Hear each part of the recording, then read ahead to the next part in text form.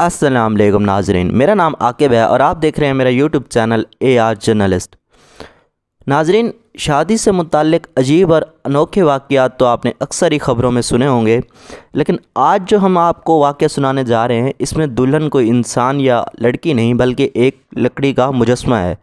तो दूल्हे ने ऐसा क्यों किया, उसकी कोई मजबूरी थी या ख्वाहिश थी, ये जानेंगे हम आज की वीडियो में। लेकिन उससे पहले अगर आपने अभी तक हमारा चैनल सब्सक्राइब नहीं किया तो पहले सब्सक्राइब कर लें, साथ में बेल आइकन को लाजमी प्रेस कर दें।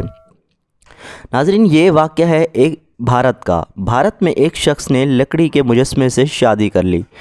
भारतीय मीडिया के मुताबिक रियासत उत्तर प्रदेश में शादी की एक अनोखी तकरीब हुई, जिसमें दूल्हा तो एक नौजवान था लेकिन दुल्हन एक लकड़ी के मुजस्मे को बनाया गया था। शादी का मंडप सजाया गया, शहनाइयाँ बजीं और ख़वातीन ने ढोल की थाप पर नगमे भी गाए। दूल्हा और लकड़ी की दुल्हन ने 7 फेरे लिए और तमाम रसूमात अदा की। दूल्हा ने मीडिया को बताया कि मैंने जीती जागती दुल्हन से शादी करने की बजाय बेजान लकड़ी के मुजस्मे से शादी अपने वालिद की ख्वाहिश पर की है।